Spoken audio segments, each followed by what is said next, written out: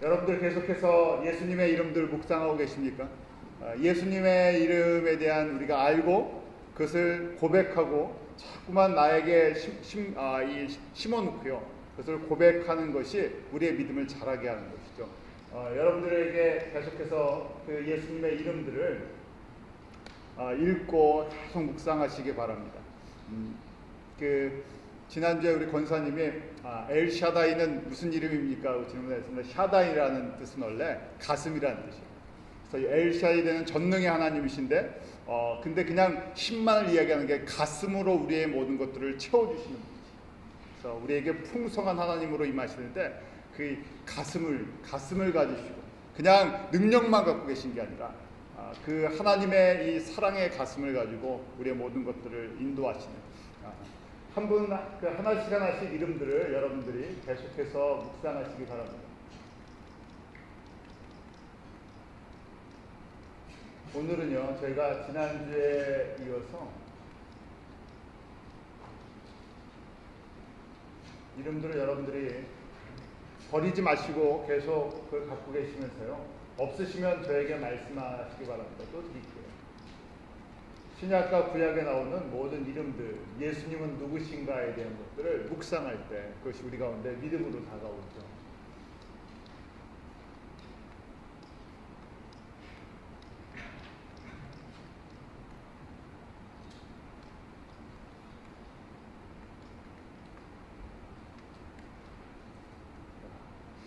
이것도 수명이 다 된 것 같습니다. 죄송합니다.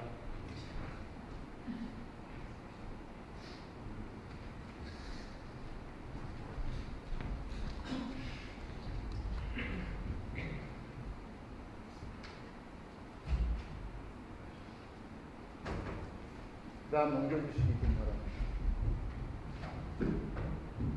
네, 계속 넘겨주세요. 자, 여기서부터요. 자, 믿음은 어떻게 들어오는가 했었죠. 믿음은 지식을 통해서 들어온다 그랬죠. 먼저 우리 안에 세상에 대한 것도 그러잖아요. 인포메이션을 우리가 받아들일 때 그것이 우리 가운데 남겨져 있죠. 그래서 저희 가운데 지식은 이 믿음은 지식을 통해서인데 바로 하나님의 말씀에 대한 지식에서부터 시작됩니다. 그 다음 넘겨주세요. 그 다음 또 넘겨주세요. 자, 마가복음 9장 23절 우리 같이 읽죠. 시작. 예수께서 이르시되 할 수 있거든이 무슨 말이냐. 믿는 자들에게는 능치 못한. 예. 그런데 믿는다는 것은 무엇을 믿는 것입니까? 우리가 어제 지난번에 배운 거랑 이번에 배운 것을 통해서 예수의 이름을 믿는 것이고요. 또 우리가 믿는 것은 성경에 기록된 하나님이 누구신가를 믿는 거예요. 내가 생각하는 그냥 하나님이 아니라 우리의 상상은 자유지만 하나님을 그냥 상상하는 것, 우리가 상상할 수 있는 수준이 아니죠. 하나님의 그 위대하심과 권능과 이 모든 것은 우리가 상상할 수 있는 것을 초월해버려요. 너무 커버리면요 사람들이 감이 오질 않습니다. 너무 크면요 사람들이 거꾸로 믿지를 못해요. 그래서 저희가 말씀을 통해서 하나님은 어떤 분이신지를 하나씩 배우는데 더 구체적으로 그 예수의 이름 안에는 하나님의 이름 안에는 하나님이 누구신지 어떤 능력을 행하시는지 우리에게 무슨 계획을 갖고 계시는지를 알게 해주시죠. 그래서 믿음은 이 말씀을 통해서부터 시작됩니다. 그 다음 그런데 왜 믿음의 증거가 나타나지 않느냐 하는 거예요. 여러 가지 우리 믿음의 증거들 우리 오늘 지금 읽었잖아요. 히브리서 말씀처럼 믿음은 바라는 것들의 실상이요 그러는데 믿음의 증거들이 왜 잘 나타나지 않을까? 왜 안 나타나겠습니까? 첫 번째는 거기에 대한 확신이 제대로 없기 때문에, 또 우리가 생각하는 것과 하나님의 생각이 다를 때가 있죠. 그냥 무조건 바라면 나타나겠지 하는 것이 아니라 하나님이 원하시는 뜻이 있을 때가 있는 것이죠. 넘겨주시기 바랍니다. 자, 그러기 위해서 우리 믿음이 자라야 되죠. 믿음이 자라야 되는데 믿음이 들어오기도 하고 나가기도 해요. 그 다음에 들어와서 자리를 조금 잡다가 또 사그러들기도 하고요. 우리가 마태복음 13장에 보면 씨 뿌리는 비유가 있잖아요. 잘 여러분들이 아시는 것처럼 씨 뿌리는 비유가 있는데 처음에 다 똑같이 말씀의 씨가 떨어져서 길가와 돌밭과 가시밭과 좋은 땅에 떨어졌을 때 결과가 다 다르죠. 그런데 과정이 항상 있습니다. 길가에 떨어졌을 때의 과정, 돌밭에 떨어졌을 때 자라는 과정, 또 가시밭에 떨어졌을 때의 과정들이 있죠. 그러기에 믿음을 그냥 내가 하나님의 말씀을 안다 하는 것으로 놔두면 끝나는 것이 아니라 이 안에서 믿음의 씨가 떨어져서 자랄 수 있도록 우리가 그런 환경과 우리의 마음의 밭을 만들어주지 않으면요, 믿음은 계속 들어오기도 하고 자라는 것처럼 보이다가 또 사라지기도 하고 계속해서 잘 관리하면 열매를 맺는, 그 열매가 바로 오늘 히브리서 11장의 말씀처럼 11장 1절에 믿음은 보이지 않는 것들의 실상이다. 이 증거들을 하나씩 우리가 assurance and proof인데요. assurance, 확신과 proof가 하나씩 나타나기 시작하죠. 그래서 우리의 믿음이 또 한 단계 자랍니다. 믿음은 어떤 의미에 보면 살아있는 생명체 같아요. 왜냐하면 이 우여곡절도 있고요, 업앤다운도 있고, 또 이 안에 아주 생동감도 있어갖고 그냥 놔두면 그대로 있는 것이 아니라 이 안에 계속 끊임없는 변화가 있어요. 놔두면 어떻게 되겠습니까? 내가 오늘 은혜를 한 100이라면요, 은혜를 내가 한 80치 받았어요. 놔두면 어떻게 됩니까? 80이 그대로 있는 것이 아니라 그냥 놔두면요, 또 우리가 은혜를 잊어가면서요, 이것이 없어지고요, 또 쓰기도 하고 사라져가죠. 자, 그래서 저희가 예수님께서 이런 과정들을 통해서 우리 가운데 믿음의 열매가 맺히게 합니다. 그런데 지난 주일에도 우리가 마태복음 7장 22절 말씀을 같이 보았는데요. 마지막 때가 될수록 사람들이 거짓 선지자도 많이 일어나고 능력 행하는 사람들도 있고, 그래서 22절에 보면 많은 사람이 나더러 이르되 주여 주여 우리가 주의 이름으로 선지자 노릇하며 주의 이름으로 귀신을 쫓아내며 주의 이름으로 능력을 행했습니다. 그렇게 하잖아요. 그때 예수님께서 뭐라고 말씀하십니까? 내가 너를 도무지 알지 못한다. 왜냐하면 너희가 정말 나의 영광과 나의 이름으로 나의 뜻을 위해서 한 것이냐, 아니면 너희 개인의 욕심이나 비전이나 야망이나 너를 나타내기 위해서 쓴 것이냐 하는 것이, 하나님의 것을 가지고 사람들은 나를 위해서 쓰기로 원했죠. 그럴 때 예수님께서 너를 도무지 알지 못한다고 말씀을 하셨어요. 이 말씀도 마찬가지입니다. 저희가 우리가 이 안에 믿음이라는 것, 하나님이 어떤 분이시라는 것, 예수님이 어떤 분이시라는 그 믿음 안에서 이 모든 것을 행해 나가야 되는데, 그렇지 않고 예수님은 점점 내 안에서 사라지면 다 결국은 나를 위해서 이 모든 것들을 만들어 나가죠. 결국 참 저희가 이제 그것 때문에 혼돈스러운데, 마지막 때가 되면 이런 현상들이 많잖아요. 제가 인터넷 그 기독교 뉴스를 이렇게 보니까 이단 신천지나 그런 것에 대한 이야기가 나오는데, 참 신천지라는 이단이 한국에 안 들어가 있는 교회가 없을 정도다. 적게는 좀 많게는요, 서울에 2,000명이 모이는 교회가 있고 8,000명이 모이는 교회가 있고 광주에는 있다 그래요. 근데 더 중요한 거는 그런 사람들이 그 일반 교회에 들어가갖고 가서 이제 사람들에게 말씀 공부를 가르친대요. 말씀 공부를 가르치고 이렇게 해갖고 한 10명을 접촉하면 8명이 넘어간대요. 그리고 잠깐 들어가갖고 그 교인들을 빼내는 게 아니라 그 사람 이렇게 침투조가 들어가려 그러면 한 3년을 짧게는 3년, 길게는 10년을 그 교회에 성도로서 섬긴대요. 그래서 3년에서 10년이니까 열심히 가서 교회 들어가기 전에 제자 훈련 잘하는 교회 가면 미리 제자 훈련을 받고 들어간다. 또 은사를 강조하는 데는 은사 그런 것들을 흉내를 내갖고 딱 들어간대요. 그래서 3년에서 10년을 섬기면 집사가 되기도 하고 장로가 되기도 하고, 그 다음에 이제 나중에 이제 거꾸로 이제 거기서 성도들을 뽑아내갖고요, 자기 사람들을 만들어 나가는 거죠. 그래서 숫자가 어느 정도 되면 한 50명이 됐다, 80명이 됐다, 그러면 그 사람들을 데리고 나오든지 아니면 교회를 뒤집어 버리든지. 그래서 점점 극단적인 이단부터 많은 능력을 행하는 것부터 사람들이 어떤 게 진짜 이 진리에 있는지 그런데 관심이 없고 보여줘라. 한번 무엇이 되든지 한번 보여줘라 하는 그런 변질된 믿음이 변질된 건지도 모르죠. 그래서 저희가 이런 과정들을 통해서 가만히 보면요.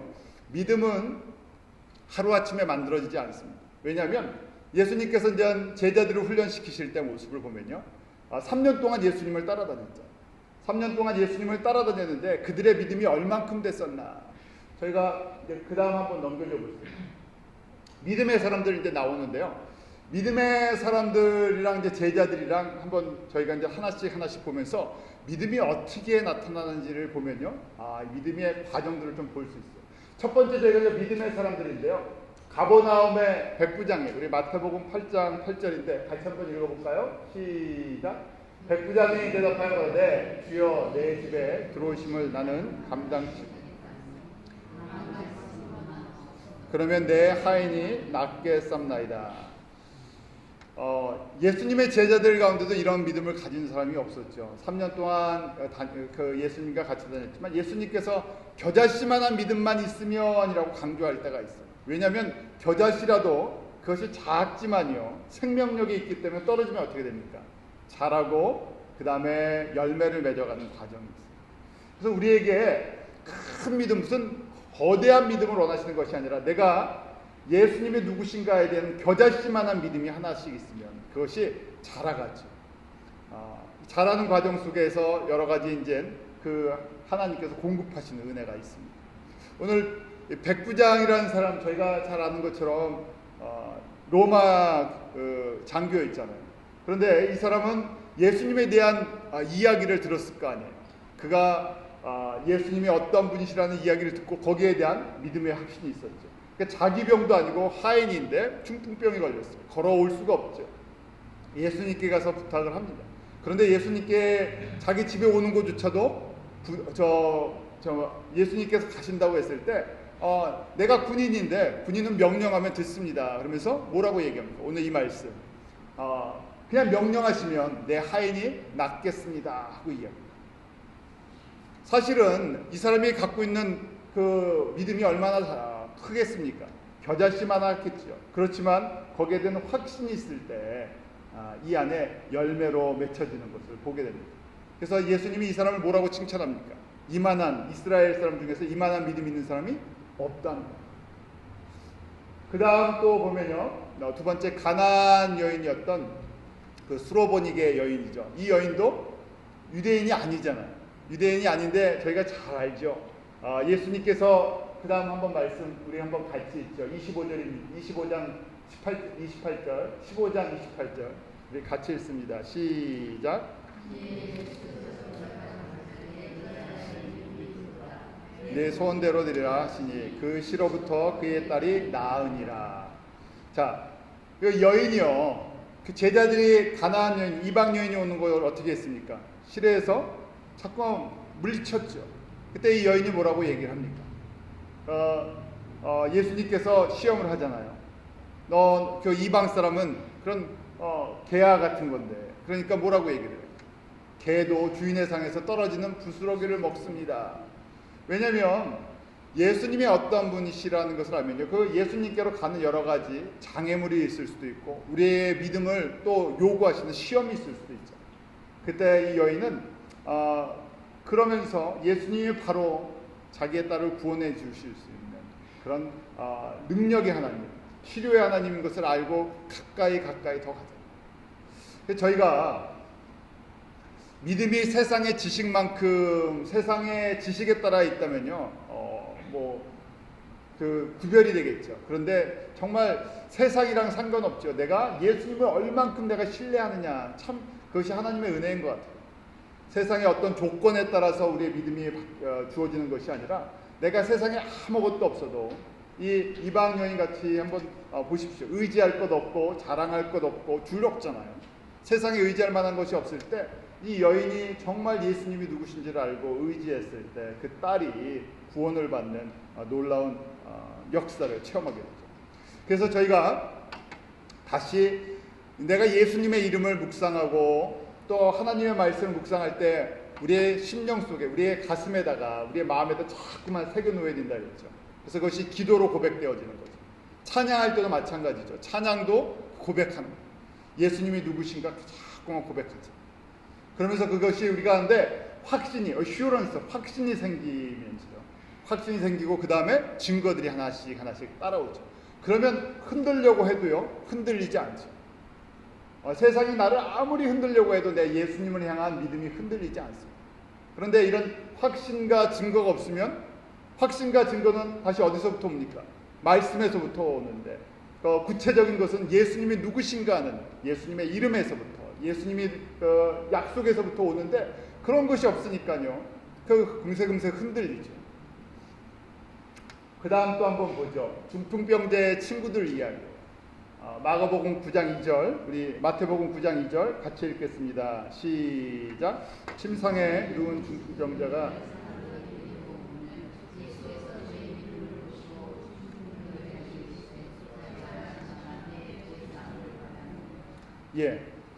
중풍병자 한 사람을 데리고 오는데 친구들이 지붕을 뚫고 내리잖아요. 그때 예수님께서 그 친구들의 믿음을 보시죠. 하나님께서도 우리에게 그 마음 속에 우리의 동기들을 보시잖아요. 또 네 번째 한번 보죠. 혈루병 여인이에요. 우리 9장 22절인데 마태복음 같이 읽겠습니다. 시작. 예수께서 돌이켜 그를 보시며 가라사대 따라 안심하라. 내 믿음이 너를 구원하셨다 하시니 여자가 그 시로 구원을 받았다.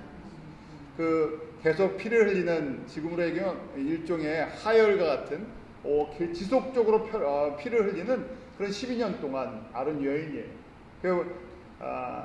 이스라엘 사람들의 그 율법에 피를 흘리면 어떻게 됐습니까? 부정한 여인, 정결하지 않다, 깨끗하지 않다 그래서요, 사람들이 있는 데나 어떤 회당이라든지 아니면 그 예배 때 참석을 할 수가 없죠. 격리돼 있어야 됩니다. 그런데 이 여인이 조용히 와서 예수님의 옷자락을 잡았죠. 왜냐하면 예수님께서 나의 치료자가 되어주신다는 그 믿음이 있었기 때문에. 심호섭 집사님 저에게 그 클레이메이션, 애니메이션, 그 예수님 미러클 메이커인가요?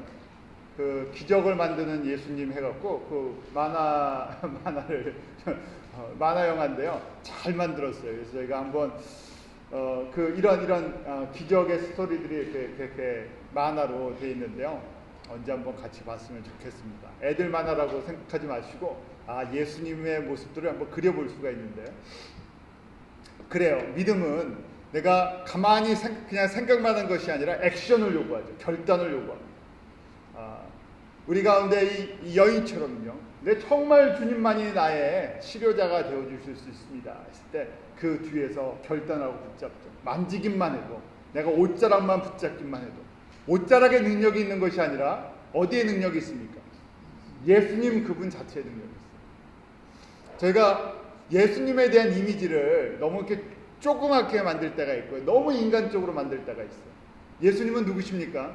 하나님이시잖아요. 그런데 보통 우리 예수님 하면 그림을 그렇게 놔서 그런지 예수님 하면 어떤 모습들이 생각이 나십니까?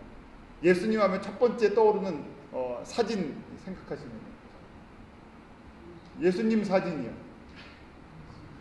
예수님 사진 여러분들 다 보셨잖아요. 그 전형적인 미국 사람이 머리를 이렇게 기르고 그 다음에 수염 좀 있고 그 힘은 없고 그 연약하게 생기면서 약간 그 인자한 모습 갖고 있는. 그래서 저희가 물론 그런 예수님의 모습도 있죠. 그럼 예수님은 인간이시지만, 완전한 인간이시지만 동시에 누구세요? 하나님이세요. 하나님의 모습을 너무 적게 그릴 때가 있어요. 하나님의 모습은 별로 없고 십자가에 죽은 예수님, 서양 사람 같은 그 예수님, 그 힘이 없는 예수님만 그릴 때가 있어요. 한 모습이잖아요. 그렇지만 우리가 예수님을 하나님이라고 봤을 때, 전능하신 하나님, 권능의 하나님, 만군의 하나님, 치료의 하나님, 이 하나님으로 봤을 때 하나님의 그 위대하심과 그 권세와 영광을 저희가 비교할 수가 없죠. 그러기에 옷자락이 아니라요, 옷자락 안 만져도 괜찮죠. 옷자락 자체에 능력이 있는 것이 아니라 예수라는 이름 자체가 우리 가운데 능력을 갖다가 모든 것들을 다 공급해 주십니다. 그래서 저희가 그 예수라는 이름을 부를 때 그 안에 그 흐르는 예수님이 누구신가 하는 것, 정말 이 겨자씨 같은 그런 믿음을 가지고 붙잡기만 하면, 예수님께서 예수님의 뜻이라면, 우리에게 생명을 주시기로 원하신 그 하나님께서 무엇을, 하나님의 뜻을 안 베풀어 주시겠습니까? 단 우리의 욕심이 아니죠. 그 다음에 두 소경이죠. 9장 두 소경, 예수님을 만난 두 소경인데요. 마태복음 9장 28절 29절입니다. 같이 읽습니다. 시작. 예수께서 집에 들어가시면 소경들이 나아오거늘 예수께서 이르시되 내가 능히 이 할 줄 대답하되 주여 그러하오이다 하니 이에 예수께서 저희 눈을 만지시며 가라사대 너희 믿음대로 되라 하신대. 두 소경이 예수님을 만났을 때 다윗의 자손 예수여 나를 구원하소서, 나를 고쳐주소서. 사실은 그 예수님 당시에 소경이나 안진뱅이들이 할 수 있는 일은 무엇이겠습니까? 구걸하는 것뿐이 없어요. 사회에서 완전히 버림받은 사람들이죠. 그들이 비록 육신의 눈이 감겼지만 그 예수님이 누구신지에 대해서 영적인 눈이 떠지지 않아요.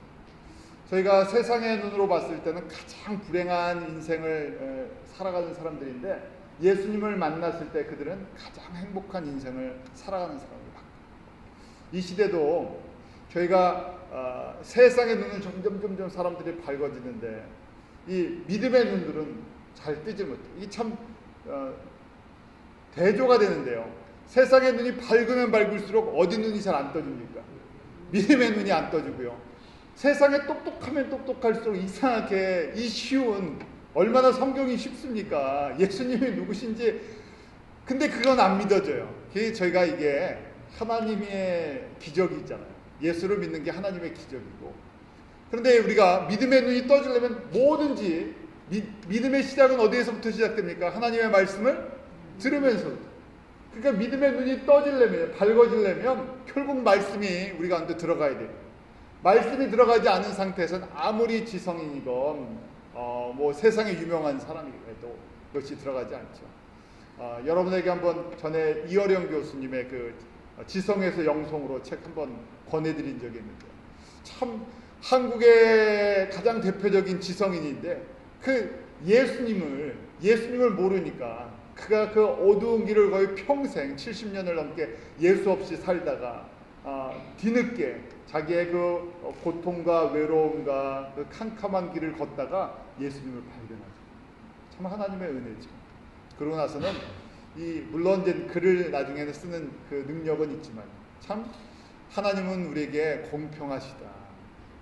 세상의 지성으로도 구할 수 없는 것. 그래서 저희가 지금 이 두 소경도 보십시오. 세상에 누르면 가장 불쌍한 사람들인데 예수가 누군지를 알잖아요. 예수님이 누구신지를 알고요. 가장 하나님 앞에 가까이 나아가는 은혜의 시간들을 경험하죠. 우리 한번 처지들을 한번 비교해 보세요. 우리가 두 소경보다 못한 인생을 살아가는 사람이 어디 있겠어요? 그래서 저희는 건강해서 주님 앞에 나올 수 있고, 우리 육신의 눈이 좀 보이든 안 보이든 그래도 나 볼 건 다 보고 샀는데 성경도 다 보이고요, 읽어주고.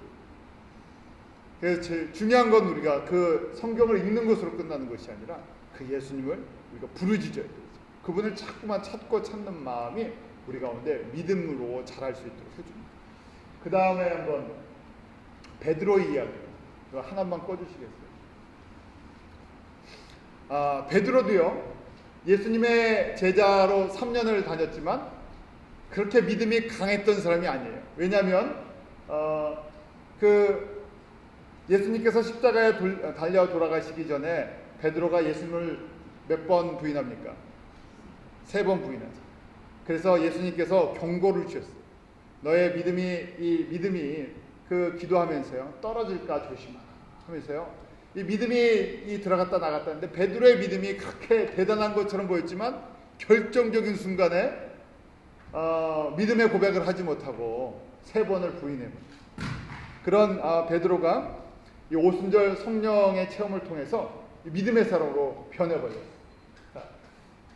사도행전 3장에 보면 베드로가 성전에 나아갑니다. 요한과 함께. 그때 안진뱅이가 있죠. 구걸을 합니다. 구걸을 하는 목적은 당연히 돈을 원하는 것이죠. 근데 베드로가 뭐라고 이야기를 합니까? 3장 6절 그 유명한 거죠. 우리 나중에 제리미가 노래를 하면 참 좋을 텐데 우리 3장 6절 같이 읽습니다. 시작. 베드로가 가로되 은과 금은 내게 없으나 본 나사렛 예. 전에는 은과 금이 그에게 보였던 것이지만 이제는 나사렛 예수의 이름이 언제 보이기 시작했어요. 알고는 있었지만 머리로 알고 있었다는 거예요. 그런데 이것이 내 가슴 속에 믿음으로 오진 않았었죠. 그 믿음이 조금 있을 때는 그냥 담대히 선포도 했었는데요. 이게 왔다 갔다 흔들리니까요. 많이 흔들리니까 열매로 이렇게 나타나지 않는 것이죠. 근데 지금 이 오순절 성령 체험 이후에 이 베드로가 이제 은과 금이 아니라 나사렛 예수 안에 있는 그 권세를 보고 선포를 하죠. 그 다음 말씀 저희가 한번 볼까요? 16절 같이 읽습니다. 그 이름을 믿음으로 그 이름이 너희 보고 아는 이 사람을 성하게 하였나니 예수로 말미암아 난 믿음이 너희 이같이 완전히 낫게 하였느니. 무엇으로 난 믿음이요? 예수로 난 믿음. 우리가 어떤 믿음이 필요하다고요? 예수로 난 믿음이 필요하다. 우리 다른 믿음이 아니라 우리 그리스도인들에게는 예수로 난 믿음. 그 예수로 난 믿음이 진짜 믿음이라는 것이죠. 자, 우리가 이렇게 믿음의 인물들을 한번 쭉 봤어요. 별의 아주 다양한 사람이 있잖아요. 로마 군인이었던 사람, 가나안 여인, 소경되었던 사람, 물론 중풍병자에도 믿음이 있었지만 중풍병자의 친구들, 내 믿음이 약해도 누가요? 친구의 믿음들이 있었어요. 안진뱅이가 지금 고침을 받았는데요. 베드로를 통해서 안진뱅이의 믿음이 아니라 사실은 베드로의 믿음의 영향력이 컸죠. 베드로의 믿음 자체가 위대한 것이 아니라 누구의 이름이 위대한 것인 거예요? 예수의 이름. 저희가 사람들이 이제 착각을 해서 자기의 이름이 위대한 줄 알고요. 자기의 이름으로 많은 일들을 행하자. 마태복음 7장 22절 그 말씀입니다. 예수의 이름 때문에 그런 놀라운 능력을 행했던 것인데 그것이 자기 이름, 자기 열심, 자기의 노력 때문인지 알고 결국 자기가 하나님의 영광을 취해버리죠. 그때 예수님께서 내가 너를 모른다고 말씀을 하시잖아요. 모른다는 것은 그냥 너랑 나랑 관계가 없다는 것이 그것으로 끝나는 것이 아니라 모른다는 건 여러 가지 의미가 있어요. 그 모른다 하는데 그러면 그 선지자 노릇을 하고 능력을 행하고 예언을 하고 하나님의 권세를 보여줬는데 그런데 예수님은 모른다 그러면요. 그 능력이 어디서부터 그 권세가 어디서부터 왔다는 것입니다. 저희가 그 생각까지는 별로 안 해요. 그냥 모르면 모른가 보다. 이 사람은 예수님한테 한번 혼나나 보다. 이렇게 넘어가는데 저희가 그런 의문들을 가질 때가 있어요. 저 사람은 능력도 많은데 그런데 일상생활 속에서는 뭐가 맺히지 않습니까? 성령의 열매가 없는데 성령의 능력은 행해요. 그러면 아직도 능력은 남아있나 보다. 그렇게 생각할 수가 있잖아요. 그렇잖아요. 그냥 성령의 능력이 남아있어서 계속 능력을 행한다고 생각을 하는데 그것이 아니라 예수님께서 모른다고 하는 그 얘기는 내가 나의 영광을 위해서 쓰지 않는 은사를 하나님께서 주시겠습니까? 안 주시겠습니까? 안 주시겠죠. 그러면 그런데도 계속 능력이 행해져요. 그러면 그 능력은 어디서부터 왔다는 것입니까? 악한 영에서부터 악한 권세로부터 왔는데 포장이 계속 돼 있으니까요. 사람들이 구별하지 못한다는 것이죠. 한국에 오래전에 구원파 그런 이단에서나 여기저기서 능력 행하는 것들이 계속 나타났어요. 분명히 이단인데도요 능력이 나타납니다. 그 능력이 어디서 왔을까? 처음에는 성령의 능력으로 시작된 사람들이 많아요. 그런데 성령의 능력이 어느 순간에 악령의 능력으로 바뀌어버리죠. 언제 그렇게 되는가? 저희가 중요한 포인트인데요. 예수님께서 주신 예수 그리스도의 이름의 권세나 은사나 우리의 재능이나 이 모든 것을 누구를 위해서요? 나를 위해서 쓰기 시작할 때, 나의 영광을 위해서, 나의 유익을 위해서 하나님의 영광을 훔치는 것이잖아요. 하나님의 영광을 저희가 빼앗아 버리면 결국 거기에 성령께서 거하실 수가 없죠. 하나님의 영광이 빼앗기는 것을 도적질인데 도적질하는 것을 성령님께서 도와주실 수가 없잖아요. 그래서 저희가 쭉 이제 정리를 해보면요. 그래서 신앙생활에 가장 중요한 부분들이 오늘 이렇게 우리가 말씀을 들으잖아요. 그 믿음의 그 기초석을 깔아가는 것입니다. 이게 지식이지만 지식이 하나씩 하나씩 정리가 되면서요. 안에 믿음의 기초석을 하나씩 하나씩 깔아나가요. 자, 그 다음 한번 보죠. 어떻게 하면 정말 예수님에 대한 이런 믿음이 이렇게 잘 성장할 수 있을까?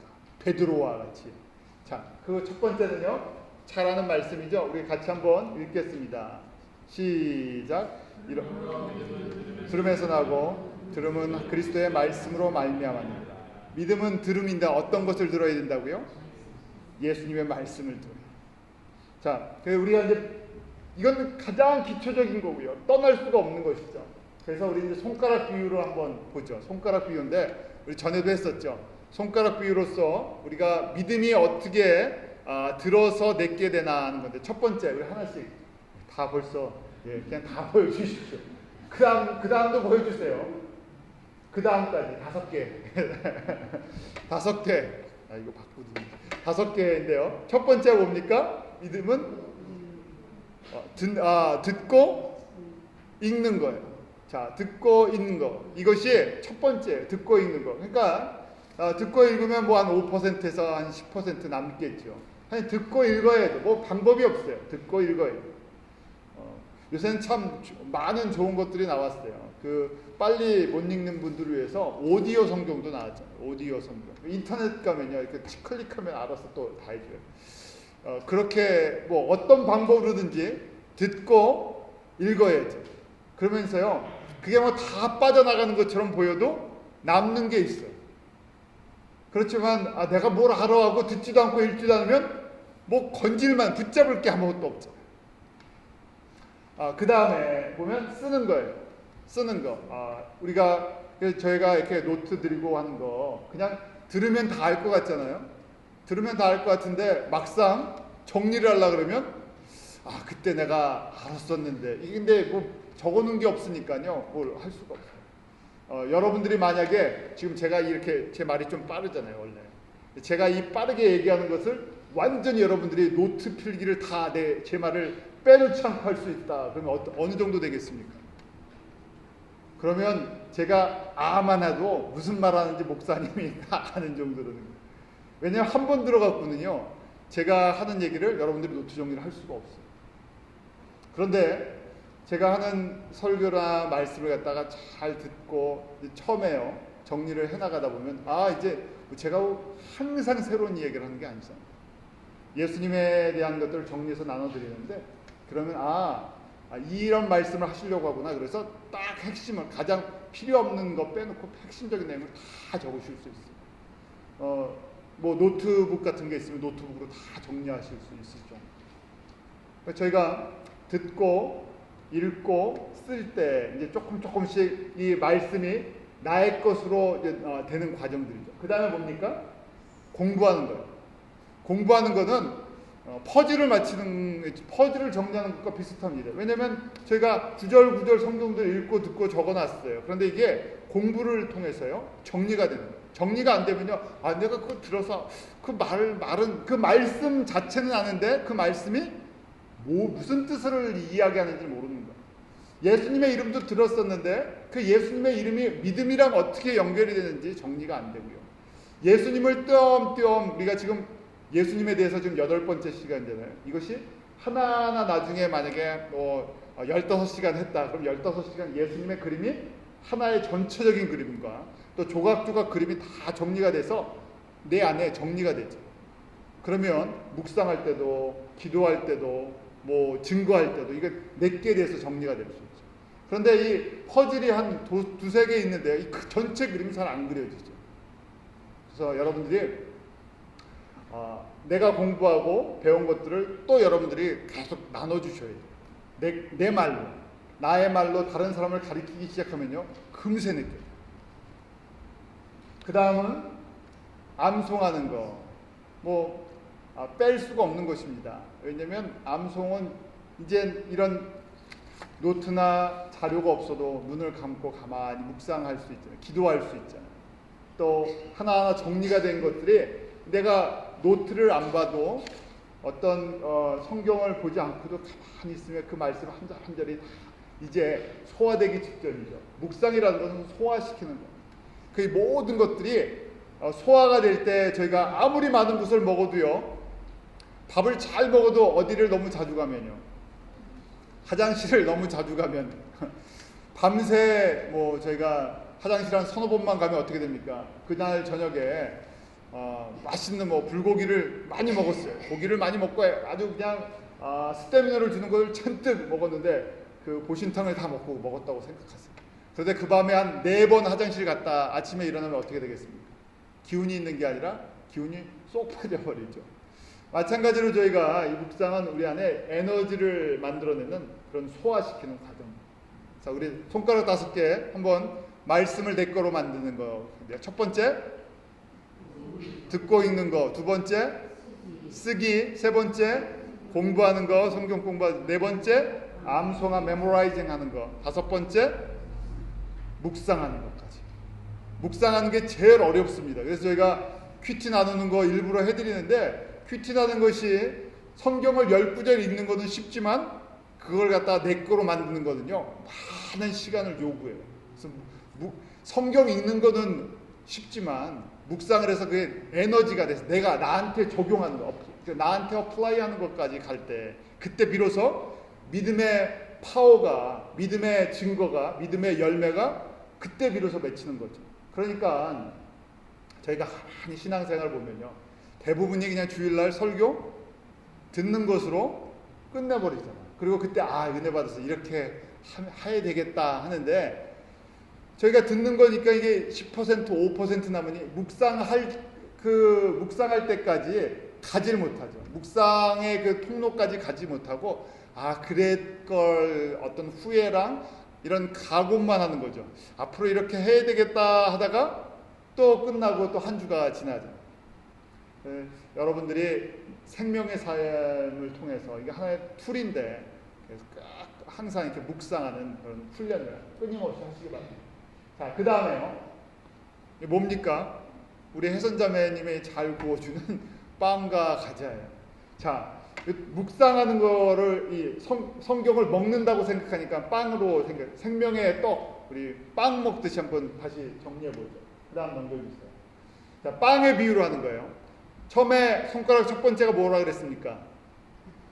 듣고 읽는 거. 이게 뭐냐면 빵을 보는 거예요. 그냥 보는 거. 야, 저 빵, 우리 혜선자매님이 주일마다 빵을 구워오던데, 야, 저 빵 보면요 맛있겠다 그러는 거예요. 그런데 맛있겠다 느끼려면요 배가 고파야 돼요. 그게 있어야 되잖아요. 빵을 구워도 나는 상관없다, 뭐 그러면요 아무리 맛있는 걸 줘도 진수성찬이 있어도 배고픈 걸 느껴야 되니까, 믿음은 어디서부터 시작되나? 배고픔에서부터 시작돼요. 내가 영적으로 배고픈, 그러니까 영적으로 배고픈 걸 느끼는 거.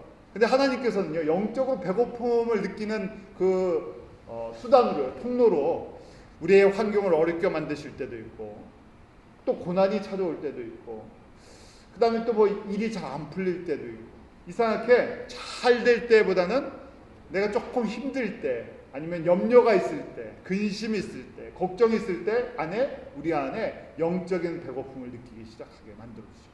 가만히 한번 믿음의 사람들, 우리 아까 보았던 그 로마 백부장이나 다 모든 사람들을 보세요. 한 사람 한 사람 다 문제가 사실은 세상적으로 곤란한 사람들이었어요. 다 문제가 있었던 사람들이죠. 그때 영적인 배고픔이 우리 가운데 다, 내가 세상의 것이 아니라 뭔가 내가 정말 새로운 것을 내가 만나야 되겠다는 것. 빵을 보고요, 빵을 보는 것이 말씀을 듣고 읽는 거예요. 그 다음에 빵을 만져보는 것이 쓰는 거라는 거예요. 빵이 어떻게 만져보고 냄새 맡아보고, 이거 정말 먹음직스럽구나. 그러죠. 세 번째, 성경 공부하는 게 입속에 넣어보는 거예요. 여러분들 가끔 뭐 슈퍼마켓이나 커스코 가면 쫙 깔아놓고, 백화점이나 CC코너 있잖아요. 딱 보면 배고플 때 가야 돼요. 배고플 때. 배고플 때 어디 멀리 데이트 가지 마시고 코스코 토요일 날 가시면 이렇게 많이 이렇게 깔아놓을 때 있더라고요. 그래서 골고루 이렇게 먹어보면. 하여간 시식 코너에 가서 먹어봐야 살 거 아니에요. 다 이렇게 조각조각 해주잖아요. 마찬가지로 제가 빵을 먹어봐야 무슨 맛인지 알죠. 그 먹어보는 게 성경 공부하는 거예요. 공부해봐야 맛을 느끼지. 성경의 맛을 느끼는 거예요. 그냥 읽으라니까 읽기도 하고 써보라니까 써보는데 내가 공부를 할 때 진짜 이 성경의 맛을 느끼기 시작해요. 자, 그 다음에요. 암송하는 건 뭐냐? 맛만 보는 게 아니라 암송은요, 꿀꺽 삼키는 거예요. 맛이 좋으니까요. 그 다음에 삼키기 시작하죠. 맛이 조금 떨어져도 건강으로 해서 어떻습니까? 먹어야죠. 밥을 먹잖아요. 저희가 밥을 먹는데 밥맛이 물론 항상 제 주변에 밥맛이 떨어지지 않는 분이 계셔갖고 저에게 기쁨을 주는데 자, 밥이 뭐 특별한 맛이 있습니까? 쌀 자체가 그냥 구수한 그거잖아요. 근데 건강으로 해서 현미 같은 거 우리가 먹자. 마찬가지로 일단 먹어두는 거예요. 공부하고요. 암송해서 먹어두는 거예요. 어떨 때는 이해가 안 가고요. 맛을 잘 못 느낄 때도 있어요. 먹어둬요. 그럼 안에 집어넣는 거죠. 자, 뱃속에 집어넣습니다. 그 다음에 묵상하는 것이 소화하는 거예요. 그래서 그것이 하나씩 소화가 될 때 어떻게 됩니까? 온몸을 돌면서 에너지로, 파워로 움직이기 시작하죠. 우리의 속사람이 그냥 변하겠습니까? 우리의 성품이 변하겠습니까? 안 변하죠. 그런데 하나님의 말씀이 들어가서 나에게 말씀의 파워를 주기 시작하는 것이죠. 기도도 그렇고 찬양도 그렇고 우리가 예수님이 누구신지를 머리에서부터 이제 알기 시작해 먹은 거죠. 이게 이제 들어가서 우리가 내게 됐을 때 정말 하나님께서 그 일을 행하시는군요. 나에게 이런 뜻을 갖고 계시군요. 우리를 통해서 이런 일을 이루어 나가기 원하시군요. 이것이 이제 알아주고요. 깨달아주고 그 다음에 내가 어디까지 순종해서 나를 드릴 수 있는 데까지 가죠. 그럼 사람이 계속해서 변하기 시작하죠. 변화는요, 한 번으로 끝나는 것이 아니라 우리가 성결의 문제죠. 주님 안에서 변화되는 것은 우리가 이 예수님을 믿는 순간부터 끝까지가, 왜냐하면 완벽한 사람이 없기 때문에. 그래서 주님을 닮아가는데 한 번만 닮아가는 것이 아니라 끊임없이 닮아가기를 사모하는, 열정이 식지 말아야 돼요. 가다가 열정이 식으면 어떻게 됩니까? 그동안 믿음 있었던 거 저축돼 있으면 좀 써먹고요. 그것까지 다 써먹으면 믿음이 다 떨어져 버리는 거죠. 자, 그 다음 몸에 이제 들어가서 영양소가 다 들어가면 그 다음에 중요한 게 뭐겠습니까? 우리 몸을 생각해 보세요. 빵을 이제 보고 만지고 입에 넣고 삼키고 소화를 시켰어요. 그 다음에 뭐 해야 됩니까? 제일 중요한 거, 화장실을 제때 가셔야 돼요. 배설의 즐거움이 있잖아요. 그래서 우리 화장실에 가서 이 체내에 있는 독을 빼내야 돼요. 말씀이 들어가면요, 우리 가운데 이제 우리 안에 빼야 할 독이 무엇인지를 알게 되죠. 내 안에 있는 쓴뿌리가 무엇인지, 내 안에 있는 독소가 무엇인지. 그래서 말씀으로 말미암아 내 안에 있는 옛 성품들을 죽일 수 있는 파워가 생기죠. 말씀이 안 들어갔는데 나를 변화시켜 주십시오. 아무리 해봐도 변화되는 것처럼 보이다가 다시 원상태로 돌아가죠. 그리고 말씀의 능력이 내 안에서 소화가 될 때 나도 조금씩 변하죠. 말씀의 검으로 잘라주시고 성령의 불로 태워주시고, 전에 그 말씀을 저희가 같이 배웠었죠.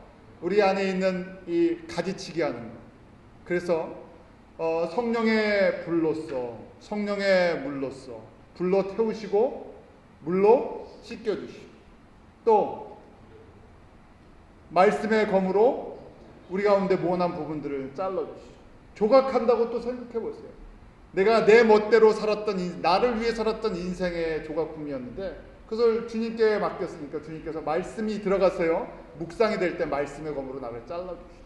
아프지만 잘라주면서 병도 낫기도 하고, 또 상한 심령이 취염을 받기도 하고, 그러면 변화되죠. 그리고 그 아픈 부분들을 이제 잘리고 태워주고 이런 부분들을 또 뭘로 발라주세요? 성령의 기름 부으심으로 힐링 파워가 임하죠. 주님께서 만져주세요. 그러면요, 새로운 살들이, 건강한 모습들이 회복이 되어가죠. 이것이 우리 안에 속사람이 그리스도의 형상을 닮아가면서 평생 이렇게 닮아가서 나중에 주님 앞에 섰을 때 그럼 어떤 모습이겠어요? 참 아름다운 모습으로 설 수 있잖아요. 그래서 저희가 이것이 굉장히 중요한 과정이라는 것, 굉장히 중요한 것이 아니라 살아가는, 믿음으로 살아가는 과정이라는 것을 우리가 간직해야죠. 자, 그 다음에 이제 요한계시록의 말씀을 통해서 다시 보겠는데요. 요한계시록 1장 3절에 우리 같이 읽습니다. 시작. 이 예언의 말씀을 읽는 자와 듣는 자들과 그 가운데 기록한 것을 지키는 자들이 복이 있다. 자, 이 예언의 말씀, 예수가 누구신지에 대한 말씀을 어떤 사람이 복이 있다고요? 읽고 듣고 지키는 자. 자, 이 가운데 기록되는 것을 읽는 자와 듣는 자와 지키는 자. 지키는 게 가장 힘든데 지키려면요 묵상이 돼야 지켜나갈 수가 있어요. 그럴 때 복이 있다 그랬죠. 예수님께서 예비한 복을 누리는 사람들이에요. 또 그 다음에요. 계속 넘겨주세요. 이제 계속 넘겨주세요. 이건 다 지나가죠.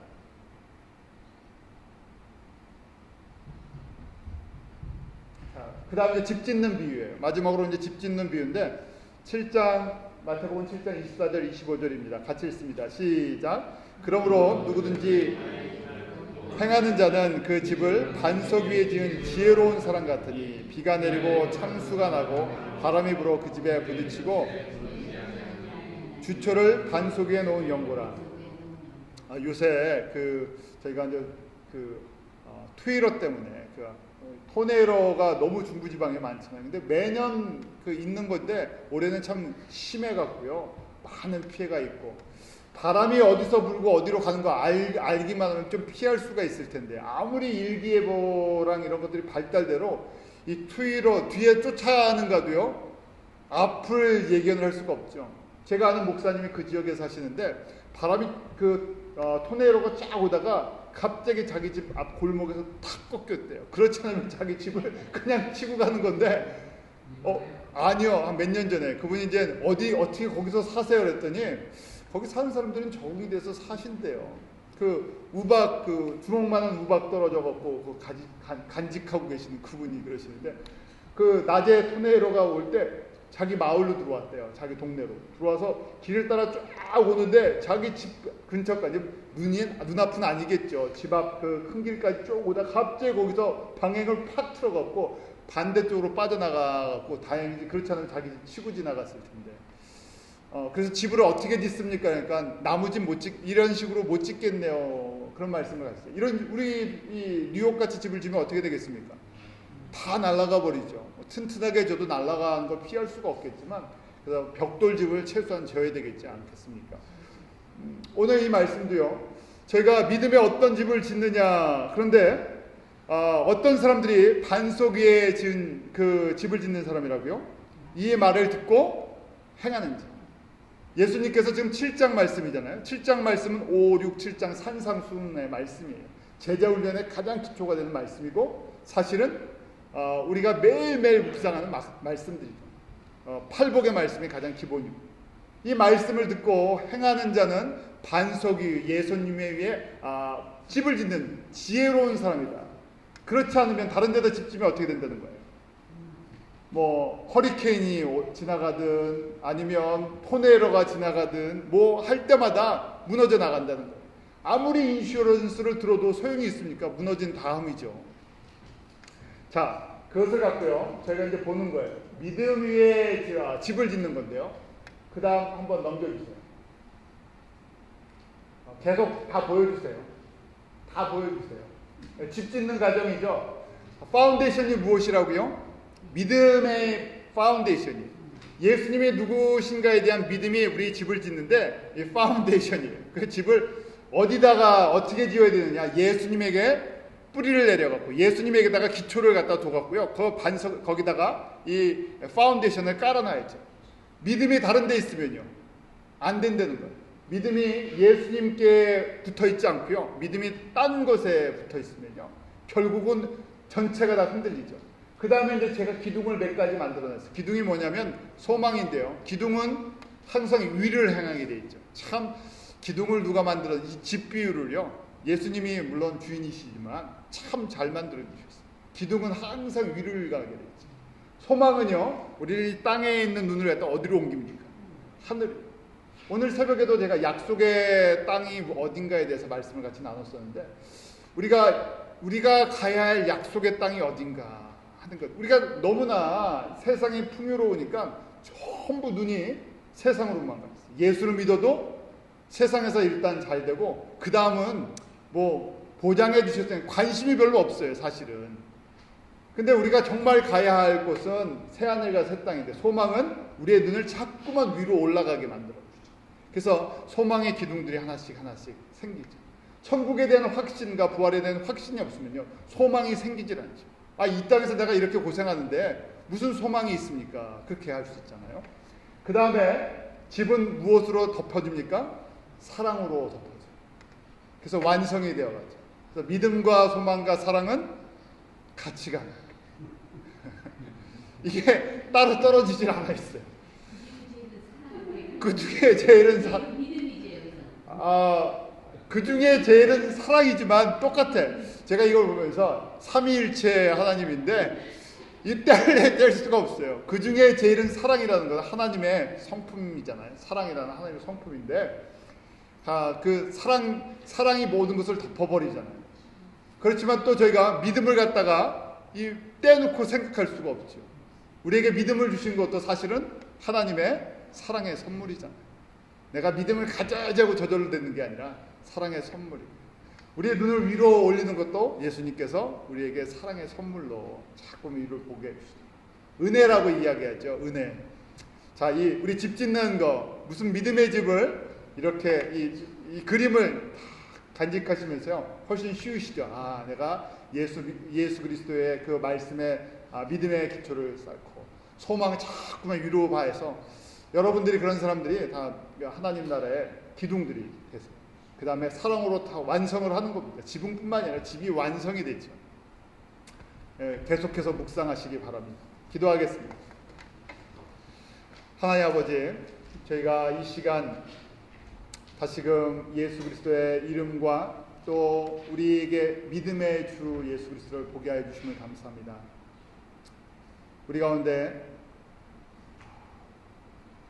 온전한 믿음으로 자라게 성령께서 도와주시고 은혜 주시고 깨닫게 해주셔서 하나님의 말씀을 제가 그냥 귀로 듣고 흘려버리는 것이 아니라 듣고 읽고 쓰고 공부하고 암송하고 묵상해서 그것이 나를 변화시키며 우리의 가정들을 변화시키며 이 세상을 변화시키는 예수 그리스도의 권세가 되게 하여 주시옵소서. 아버지 하나님, 믿음과 소망과 사랑 가운데 하나님, 저희 가운데 그 하나님의 온전한 집들을 성전으로 지어져 가게 하여 주시는 은혜가 우리 온 성도들 가운데 넘치게 하여 주시옵소서. 예수님의 이름으로 기도하옵나이다.